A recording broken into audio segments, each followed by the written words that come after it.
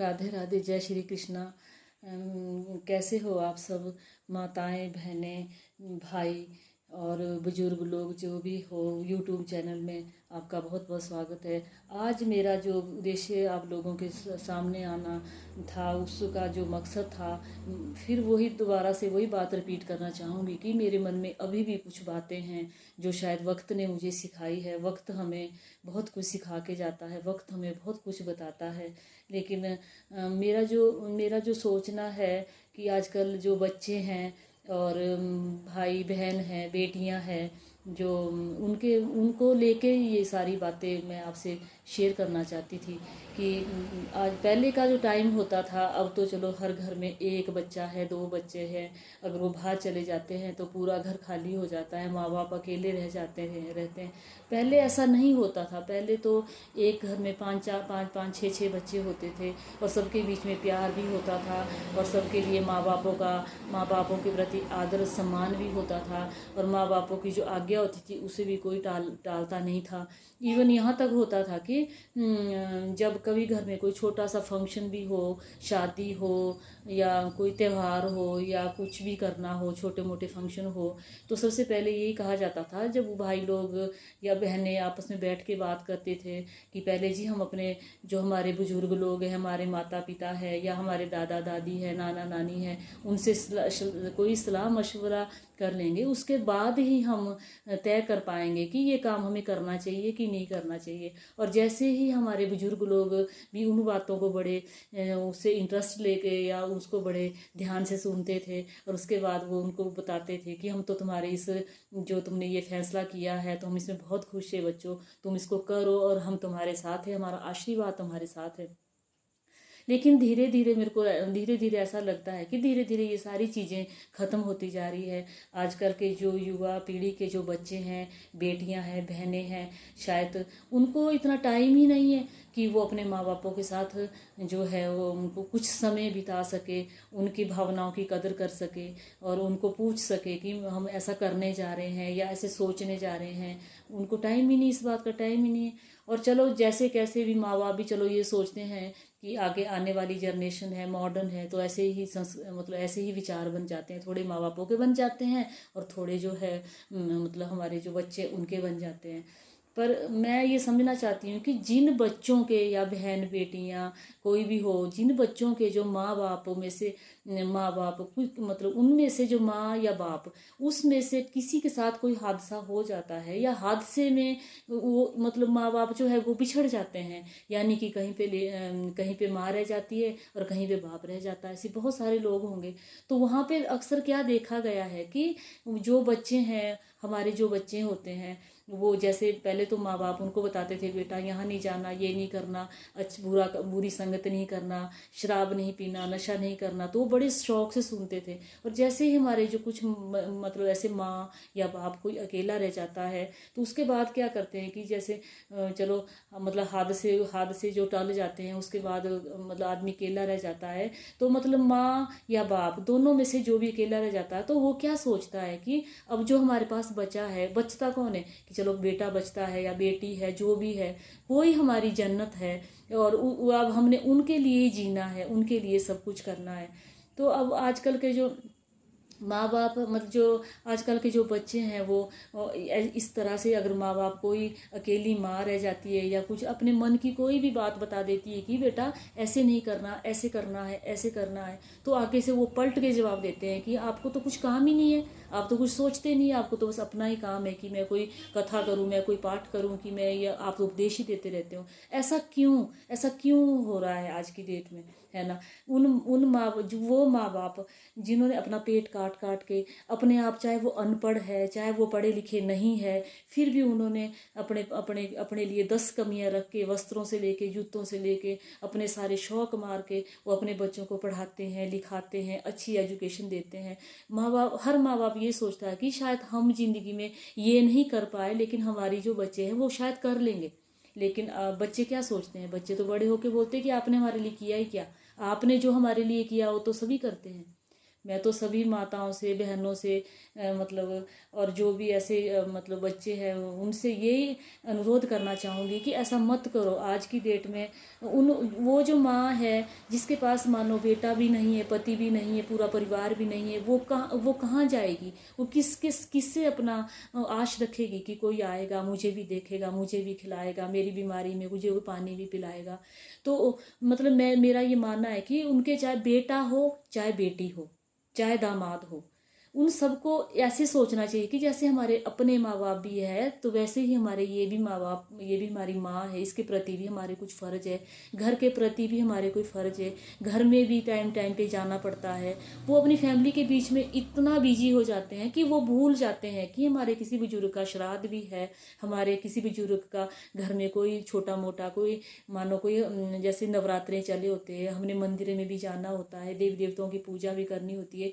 चलो वो तो घर में जो रहता है वो तो कर ही लेगा, लेकिन इस बहाने से जो है बच्चों के संस्कार भी तो बने रहते हैं कि बच्चे भी तो आते हैं घर में, देखते हैं अपने पूर्वजों को, अपने माँ बापों को, बच्चे भी देखते हैं कि हम भी ऐसा ही करेंगे जैसे जो हमारे माँ बाप, दादा दादी, नाना नानी करते थे। और सबसे बड़ी तो ये बात है कि जब हम सब, सारा समाज, सारी दुनिया ये मानती है कि बेटे और बेटियों में कोई भी कमी नहीं है, तो ऐसे आगे चल के ये कमियां क्यों आती है? क्यों नहीं वो बच्चे सोचते कि जो हमारी माँ या हमारा बाप अकेला रह जाता है, वो धीरे धीरे वो छत की तरफ देखेगा, दरवाजे की तरफ देखेगा, और कैसे वो दिवालियाँ मनाए, कैसे वो होली मनाए, कैसे वो त्यौहार मनाए, या मेरा बच्चा आ जाएगा,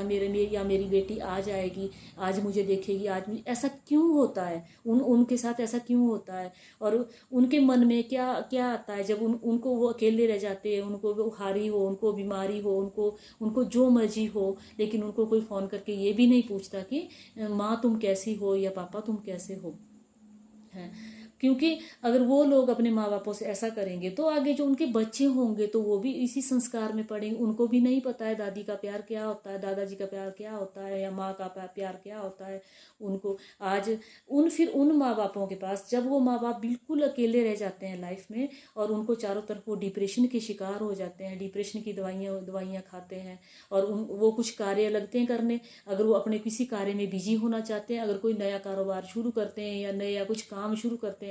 तो तब उन बच्चों को टाइम मिल जाता है कि आप ऐसा क्यों कर रहे हो, आप ऐसा नहीं कर सकते, आपको ऐसी जरूरत क्या है। कोई भी कार्य जरूरत के हिसाब से, मेरा ये मानना है कि कोई भी कार्य जरूरत के हिसाब से नहीं होता, क्योंकि जरूरत तो चलो आदमी को हो ना हो, वो तो उसके जैसा आदमी के पास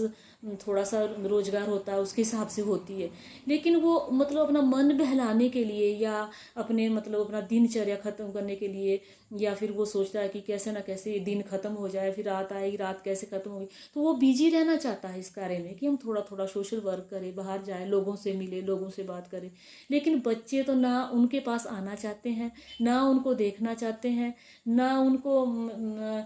उनका दुख सुख में उनका शेयर करना चाहते हैं, ना उनके मन में कोई उथल पुथल चली, ना उस बात को वो सुनना चाहते हैं। सिर्फ ये बात वो सुनाना चाहते हैं कि आप पापा ऐसे नहीं कर सकते या मम्मी ऐसे नहीं कर सकती। तो तब उन माँ बापों के पास कोई भी ऑप्शन नहीं बचता, फिर वो एक कॉम्प्रोमाइज करने पे मजबूर हो जाते हैं, या तो फिर जस्ट कॉम्प्रोमाइज लाइफ, या फिर उनको किसी अनाथ आश्रम में जाके, वृद्ध आश्रम में जाके उनका दरवाज़ा खटखटाना पड़ता है। मैक्सिमम जब आप वृद्ध आश्रम में जाओगे तो आप देखोगे कि बड़े बड़े जितने भी वृद्ध आश्रम है जहाँ भी बने हैं, एक दो जगह तो मैं भी गई हूँ कहीं, तो फिर वहाँ पे भी अच्छे अच्छे जिनके जो बच्चे हैं, कोई फॉरेन चले गए, कोई बाहर चले गए अपने बीवी बच्चों को लेके, और फिर वो उनके माँ बापों को देखने वाला कोई नहीं था, तो वो वहाँ बैठ के बेचारे थोड़ा हल्का फुल्का काम करके अपना दिनचर्या व्यतीत करते हैं, वहाँ पे रहते हैं। वो सभी यही बोलते हैं जी हमें देखने वाला कोई भी नहीं था। तब आप बताइए कि आगे मेरा ये मानना है कि मैं ये चाहती हूँ कि यूट्यूब के माध्यम से अगर हम आज आपके सामने आए हैं, और ऐसी कोई बच्चियाँ हैं, ऐसे कोई बच्चे हैं जिनके जो माँ बाप अकेले पड़ गए हैं लाइफ में, और फिर जब अपने बच्चे ही साथ नहीं देते, तो मैं नहीं मानती कि कोई पड़ोस, आस पड़ोस, या कोई रिश्तेदार या कोई और भी साथ देगा, क्योंकि सभी तो देखते हैं फिर कि इसके बच्चे तो इसको देखते नहीं, इससे अच्छा हम भी ना देखें तो क्या होगा जी, अकेली रह जाएगी। जाएगी, कोई किसी की दया नहीं करता। तो मैं ये बोलती हूँ कि जो माँ बाप अपने अपने अरमानों को मार के, अपने कमी पेशी रख के अपने लिए चाहे कपड़ा नहीं हो, बच्चों को हर चीज़ दे के उनकी एजुकेशन, उनकी शादियाँ, उनको सेटल करने से लेके सब कुछ, तो उनका भी माँ बापों के प्रति कोई फ़र्ज है ना। अगर मेरे और फिर ऐसे ऐसे माँ बाप भी देखे हैं जो एक माँ, कई जगह मैं ऐसे भी गई जहाँ पे एक माँ अकेली रह जाती है और उसके दो दो तीन तीन चार चार बच्चे हैं, तो वो बच्चे शाम को आके कोई नशा करके आते हैं, कोई कुछ करके आते हैं, तो माँ उनको ये भी नहीं बोल सकती कि बेटा तुमने क्या किया है, क्योंकि उसको तो पता है कि मेरा बेटा ऐसे करके आएगा, तो उल्टा वो माँ को टॉर्चर करेगा कि तुमने मेरे लिए खाना क्यों नहीं बनाया, तुमने ये नहीं किया, ये नहीं किया, ये नहीं किया। तो मैं अपने जितने भी बच्चे हैं, यूट्यूब के माध्यम से जितने भी भाई हैं, सबको मैं एक ही बात कहना चाहूँगी कि माँ बापों के चरणों में जन्नत होती है। आपको पता है कि गणेश जी ने भी तो गणेश जी को जब शिव और पार्वती ने कहा था कि जो बच्चा पहले चारों दिशाओं की परिक्रमा पूरी करके आएगा वही प्रथम पूजनीय कहलाएगा। तो गणेश जी तो छोटे भी थे और उनकी जो सवारी थी वो चूहा भी था। तो कार्तिक के पास, जो उनके बड़े बेटे थे कार्तिक जी, तो उनके पास तो हंस था, तो उस पर उड़ के वो उसने सबसे पहले वो आ जाने थे। लेकिन गणेश जी ने तो बड़ा वो तभी बोलते हैं ना कि वो बल और बुद्धि के, मतलब मन बुद्धि के, वो रिद्धि सिद्धि और बुद्धि के दाता थे वो। तो फिर उन्होंने तो अपने माँ बापों की परिक्रमा 3-4 बार उनकी परिक्रमा की और चुपचाप बैठ जाते हैं वो। और जब बाद में उनसे पूछा गया, जब कार्तिक भी आगे, सारे देवी देवते भी आगे, कि तुमने ऐसा क्यों किया, तो उनका कहना था कि मैं, मेरे लिए तो मेरे जो माँ बाप है वही चारों तीर्थ, चारों दिशाएं वही है, मैंने इसलिए माँ बापों की परिक्रमा कर ली और अब मैं कहीं नहीं जाऊंगा इनको छोड़ के। तभी वो प्रथम पूजनीय कहलाए थे। तो आप आजकल तो देखो जी, आजकल तो सारे उठते हैं और कहाँ जा रहे जी, मंदिरों में जा रहे, कहाँ जा रहे जी, वृंदावन जा रहे, कहाँ जा रहे जी, तीर्थ यात्रा में जा रहे हैं। कोई गद्दियों पे बैठ के बड़े बड़े प्रवचन दे रहा, माँ बापों की सेवा करनी चाहिए, ये करने, और करते कुछ नहीं है वो लोग, करते कुछ नहीं है। मैं तो ये बोलती हूँ कि आप वृंदावन भी मत जाइए, आप तीर्थों पे मत जाइए। जिसने भी अपने माँ बापों की सेवा कर ली, वही समझो कि वो उसने 4 धाम और सारा यहीं पे उसने जो भी उसने बुरे कर्म किए हो, जिंदगी में कोई पाप भी किया हो, तो वो भी माँ बापों की सेवा करके वो सारा ही टल जाता है। और मैं आज जो है युवा पीढ़ी के जो लोग हैं वो नशे में जो इतने डूब चुके हैं, उन्हें पता नहीं है कि देखो जैसे आजकल आता है, कोई फिल्म इंडस्ट्री वाले का आता है, चाहे किसी का आता है कि नशे करें नशे करें, पता नहीं कौन सी ताकत है जो विदेशों से आके हमारे यहाँ पे भाइयों को, मतलब बच्चों को कहाँ से वो ड्रग्स प्रोवाइड कराते हैं, कहाँ से वो इंजेक्शन मंगाते हैं, कहाँ से वो नशे करवाते हैं। क्योंकि आने वाली जो पीढ़ी है, आने वाले जो बच्चे हैं, उनके कंधे पे हमारे देश का भार है, उनके उनकी वो जिम्मेवारी है। अगर वो नशे में ही लड़खड़ा, उनके कदम ही लड़खड़ा जाएंगे, तो हमारा देश तो पहले ही लड़खड़ा जाएगा, है ना। इसलिए उनसे भी मैं यूट्यूब के माध्यम से उनसे भी विनती करना चाहूँगी कि आप इस नशे के आदि मत हो, चाहे वो बेटियां हो, चाहे वो बच्चे हो, चाहे वो भाई हो, चाहे वो बुजुर्ग हो। क्योंकि जब देश भी तभी स्वस्थ रहेगा जब हमारे भाई बच्चे और सभी स्वस्थ रहेगा। तो मैं इतना ही कहना चाहूँगी यूट्यूब के माध्यम से कि सबसे पहले तो माँ बापों का सम्मान करना सीखिए। जिन माँ बापों ने मतलब उंगली पकड़ के उनको चलना सिखाया, बैठना सिखाया और उनको एक एक कदम पे उनका साथ दिया, तो आप लोग भी माँ बापों का सहारा बनिए और उनके लिए सहारा दीजिए, उनका हौसला बढ़ाइए। क्योंकि हौसले से बड़ा तो कोई सहारा नहीं होता जो वो फक्र से कह सके कि मैं तो उस बेटी की माँ हूँ, उस बेटे का बाप हूँ, तो कितनी खुशी होती है। ये नहीं कि आप उनकी बैसाखियाँ बन जाए हैं, कि वो जरा सा उठने के लिए भी बैसाखी ले, फिर बैसाखी गिर जाए तो वो भी गिर जाए, ऐसा कार्य मत करो। आप देखो कि भगवान राम जी देखो, जब उनके दशरथ जी, उनके पिताजी नहीं रहे थे, तो उन्होंने भी अपनी जो उनकी माताएं थी वो भी तीनों बेचारी उनके साथ ही बैठी, जब वो अपने राज दरबार में बैठते थे, तो वो अपनी जो तीनों माताएं, कौशल्या माता, सुमित्रा माता को, कैकेयी माता, उनको सबको अपने बराबर वाले स्थान में बैठा के, और जब भी उन्होंने कोई वहाँ पे कोई विशेष मुद्दे पे अहम चर्चा करनी थी, किसी को कोई दंड देना होता कुछ ही, तो सबसे पहले अपनी माँ की तरफ देखते थे, तो उनको पूछते थे कि माँ क्या मैं सही कर रहा हूँ कि मैं गलत कर रहा हूँ। तो ऐसे ही होना चाहिए कि घर में ऐसा होना चाहिए कि माँ बापों को अगर आप अपने अपने जो भी आपके खुशी के पल है, या आप कोई कार्य करने जा रहे हैं, आप शादी फंक्शन, कोई कथा, कोई पाठ करने जा रहे हैं, अगर आप अपने माँ बापों की राय लेते हैं, भले ही माँ बाप हमें कुछ करे ना करे, फिर भी उनको इतनी खुशी होती है कि उनको इतना हौसला होता है कि देखो आज हमारे बच्चे इतने बड़े हो गए हैं, और अभी भी वो जो कुछ भी कार्य करते हैं तो हमारे को पूछ के करते हैं। हालांकि माँ बाप ऐसे नहीं करते कि बच्चे कोई कार्य कर रहे हैं तो उसमें माँ बाप ये बोलेंगे कि हम तुम्हारे इस कार्य में शामिल नहीं हो, बल्कि वो तो हौसले से उठेंगे और उनको डबल हौसला होगा कि आज बच्चे इस यहाँ से कोई जो बच्चे हैं वो कोई पायलट बन रहे हैं, कोई डॉक्टर बन रहे हैं, कोई इंजीनियर बन रहे हैं, कोई आर्मी में हो जा रहे हैं, कोई बड़े बड़े अफसर बन रहे हैं, कोई देश के बड़े बड़े नेता बन रहे हैं। तो मतलब सब मेरा मानना तो यही है ना कि उनके पीछे सब माँ बापों का आशीर्वाद होता है, वो तभी वहाँ पर पहुँच पाते हैं। जिन जिन बच्चों के पास माँ का आशीर्वाद होता है वो कहीं भी लड़खड़ाते नहीं ज़िंदगी में, वो कभी हार नहीं मानते। लेकिन जब भी वो कहीं जाते हैं, जहाँ भी जाते हैं, अगर अपने माँ बापों के चरणों में झुक के उनका आशीर्वाद लेके, तो मतलब उनके जो उनके दिल से जो उनके लिए इतना सारा मतलब इतना सारा उनके लिए जो आशीर्वाद निकलते हैं, दुआएं निकलती है, तो वो उनके कदम कदम पे काम आती है। तो मैं तो यही बोलना चाहूँगी कि बच्चे जो आजकल के बच्चे जो है वो अपना थोड़ा समय बिता के अपने माँ बापों का थोड़ा सा साथ दे, उनको समझने की कोशिश करे कि हमारे जो पेरेंट्स है, चाहे चलो अगर दो है तो अगर इकट्ठे हैं माँ बाप तो चलो एक दूसरे से बात कर लेते हैं, उनको भी पूछो, पर लेकिन जो माँ बाप अकेले रह गए हैं उनसे भी पूछो कि वो आप बताइए कि आपको कैसा फील होता है, आप अकेलापन महसूस तो नहीं करते हैं। तो ऐसा अगर आप करोगे तो मैं तो ये बोलती हूँ कि कोई भी माँ बाप डिप्रेशन में नहीं जाएगा, कोई भी माँ बाप अकेला महसूस नहीं करेगा। और ये सोचो आपकी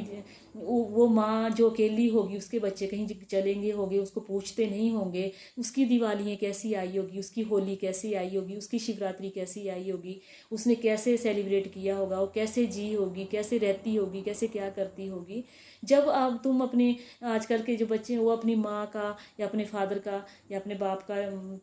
बाबा का, तो दादा का, जब ये दुख वो महसूस करेंगे तभी वो उनको उनको वो सुख दे पाएंगे। हैं। आगे मैं ज़्यादा नहीं कहते हुए मैं यहीं पे अपनी वीडियो स्टॉप करती हूँ, और फिर मैं बार बार यही प्रार्थना करती हूँ कि आजकल के जो बच्चे हैं बस जो भी है वो माँ बापों का आशीर्वाद ले, अपने बड़ों का आशीर्वाद लो, और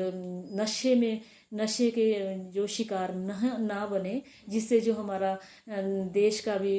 थोड़ा नाम बदनाम होता है, सब कुछ होता है। और हम इतने बड़े बड़े मतलब आप जो है इतने बड़े बड़े पदवी पे बैठे हो, और तो आप बहुत समझदार हो, हम तो चलो कुछ भी नहीं है, लेकिन जो भी मेरे मन में बात थी मैं यूट्यूब के माध्यम से आप तक पहुंचाना चाहती हूँ। और ये भी कहना चाहती हूँ के साथ में कि मैं तो बार बार यूट्यूब चैनल का धन्यवाद करना चाहती हूँ कि जिनके माध्यम से हम लोगों को ये जो बार बार ये बोलने का मौका मिलता है हमें, और बार बार हमें इस बात को जो है आपके सामने ला रहे हैं। और ये नहीं है चलो बीच बीच में कुछ खाना भी बना दिया, कुछ और भी कर दिया, लेकिन ये वाला जो टॉपिक था ये भी ज़रूरी था। और अगर अगर कोई भी मुझे बेटा, बुजुर्ग और बहनें, बेटियां जो भी मुझे देख रही हो तो कृपया करके वो मेरी इस बात पे ध्यान दें। और लास्ट में मैं ये बोलना चाहूँगी कि अगर आपको मेरा ये वीडियो अच्छा लगा हो तो मुझे लाइक, कमेंट, शेयर और सब्सक्राइब ज़रूर करें। राधे राधे, जय श्री कृष्ण।